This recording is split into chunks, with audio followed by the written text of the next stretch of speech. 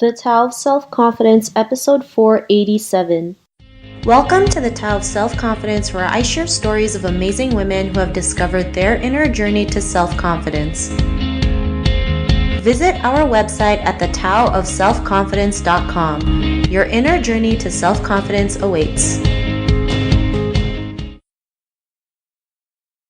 Well, hello friend. Welcome to the Tao of Self-Confidence, where I share stories of amazing women who have discovered their inner journey to self-confidence. I'm your host today, Sheena Yapchan, and today I have an amazing lady on the show today. She is the host and producer of the Exploring Filipino Kitchens podcast, and I'm really excited to have her on and share her story with us today on self-confidence. So without further ado, I'm going to introduce you to Nastasha Alli. Nastasha, how are you today? Maybe you can fill in a little bit more about yourself to our listeners.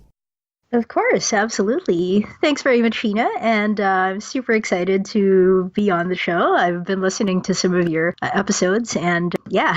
So my name is Nastasha Alli. I write, host, and produce a podcast called Exploring Filipino Kitchens. And on the show, I talk with chefs, home cooks, food producers, and book authors, among others, about Filipino food, like how they source it, how they cook it, and share it with friends and family. And it's honestly a lot of fun to do. And I talk with people who are both, really based in North America and in the Philippines as well. And it's been a lot of fun and combines like my love of storytelling and food culture and cooking. Awesome. Well, thanks for sharing that. And what's your cultural background? So I was born and raised in the Philippines. And so I moved with my family to Canada when I was 19. But I kind of like to say that I grew up, quote unquote, in Canada as much as I did back home, because after coming to Canada was really when I learned how to cook a lot more in the kitchen. Yeah, so as an adult, I kind of feel like that's really made a big difference for just how I see myself, in that a lot of my growing up has been tied to learning how to do certain dishes and navigating around food. Awesome. Well, thanks for sharing that. And Nastasha, what's your favorite self-confidence quote? So whenever I need a little bit of a boost of confidence, it's kind of cheesy, but I turn to my partner, who's a computer programmer. He says things like, you won't know if something works until you try. And it tends to work. It works for him a lot when he's dealing with computers, but over time, I've found that it also really works for me a lot, because sometimes I just need a little kick in the backside to say that if you're really scared about something, the only way to find out if it'll be good or if it'll work is if I try it. So yeah, that's my favorite self-confidence quote. Thanks for sharing that. And that's a great quote, especially when it comes to doing something that is unknown to us and we get a little bit scared, but it's better to try it out and fail than to keep wondering what if, right? So I think that's a really great quote that your partner shared and that you shared. So thanks again. And in your own words, how do you define self-confidence?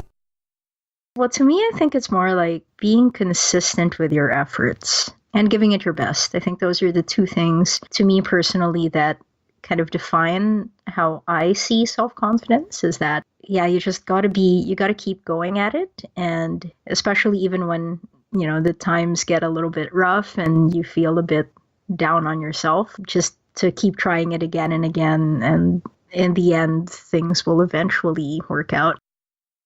Thanks for sharing that great definition. And what was your life like before your discovery of self-confidence? Yeah, so I think for me, learning how to build confidence in myself was, and it is for everyone, I guess, too, a really personal journey. For me, because I moved to Canada when I was a bit older, I spent all of my 20s, literally, feeling like I needed to, step up and do more, because I wasn't sure what I wanted to do for myself and, who I wanted to be. And there's a bit of the confusion too of being okay, do I see myself as fully Filipino, or do I see myself as fully Canadian? And just a lot of life changes and stuff going on. And that process still continues, to be sure. But I think now at least I know how to ask for help when I need it. And that was the biggest thing to kind of feeling confident about myself and my projects and my work as well. Because I'm stubborn and used to think I could do everything for myself, but I kind of realized that no person is an island. And if you believe in something really strongly, the only way to move forward is with the help of others. And like to me, if you fail with that, it helps that somebody has your back. And if you succeed, then you'll have someone to celebrate with. So I think to me, before I really realized that getting other people to help and just be a part of that journey, I couldn't really reach like that level of confidence in my work and in my projects and in life in general without realizing that there had to be other people along the way. Thanks for sharing that. And, a lot of us are probably stubborn when it comes to asking for help. Either we think we know it all, or we're too afraid to ask, thinking that we're not confident enough that we need to have help. And sometimes having the confidence to ask for help is actually a good thing. It's like you're not going to know everything, right? And you're not going to be good at everything, but there's people out there who are better at you at certain skills, and they can help you with that task or job and whatever it is. And then, it's a lot better than you realize, right? Than trying to figure it out on your own. And, what was that point in your life where you realized, you were confident enough to go after what you want to do, especially like creating this podcast? Like, what was that aha moment? For sure. I think to me it was when I got to work with this really small, really passionate team of Filipino food lovers here in Toronto. I'd been working on the podcast for about a year, and prior to that, I worked in some magazines as well, like Canadian Living, and had written for a number of food publications here in Toronto. And so we brought this food tour called Hidden Flavors of the Philippine Kitchen as part of a special 5-city, like North American food tour. And yeah, we worked with like the Philippine consulate and these amazing restaurateurs from New York City with Purple Yam Restaurant. And they brought some really kind of rare ingredients to Toronto. And we had this little tasting with some of the best chefs in the city in Filipino restaurants. And it was just so much fun. So I think to me, that was my aha moment where I'm like, the work that you put in and all those little steps that you personally make to get yourself to that point where you feel proud about what you're doing. That was a big thing for me. Awesome. It really does make a difference when you do something you love, and then the results are more than what you expected, and taking pride in that work, it just gives you more confidence to keep going or try something else different. And because of that realization, what's your life been like now? So I guess the most immediate thing for me was that it's so much easier now to start a project, or I don't know, like I feel a little bit less daunted about all the like the podcast related stuff and some other personal projects as well, and like my 9-to-5 job that I have. Yeah, it's just it feels a lot calmer now and I'm not as overwhelmed. So it's a big thing. Awesome. Well, thanks for sharing that. And, to the woman who's listening to your episode, she may be in her own journey of self-confidence. What would be that one tip you would give to her?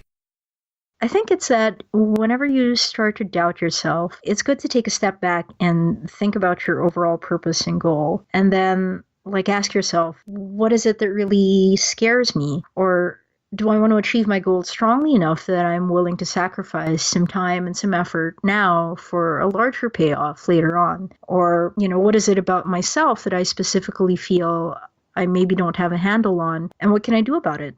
Who can I talk to? I think those are the things that helped me on my kind of journey to understanding myself more and gaining the confidence to work on myself and on my work with others.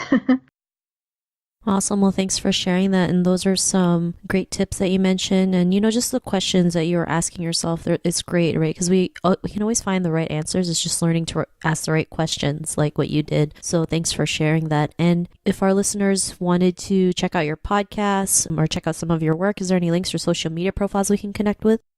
Absolutely. So you can visit exploringfilipinokitchens.com. Look it up on iTunes or Apple Podcasts.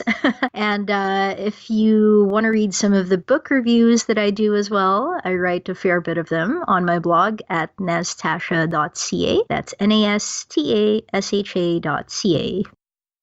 Awesome. Well, thanks for sharing that. And to our listeners, if you want to connect with Nastasha, you can also head on over to the taoofselfconfidence.com and search for Nastasha's name. Her show notes will pop up along with everything else that we talk about. And I'm just really grateful for Nastasha for taking the time to share her story and tips with us on self-confidence. So thank you so much. Thank you very much, Sheena. It's a pleasure, and look forward to hearing more episodes as well. Awesome. Well, it was really great having you on the show. And to our listeners, be on the lookout for another new episode of another amazing woman's journey to self-confidence. And we'll talk to you soon. Bye for now. Thank you for tuning in to another amazing episode of The Tao of Self-Confidence. Visit our website at thetaoofselfconfidence.com to check out cool resources, blog articles, show recaps, and so much more. Your inner journey to self-confidence awaits.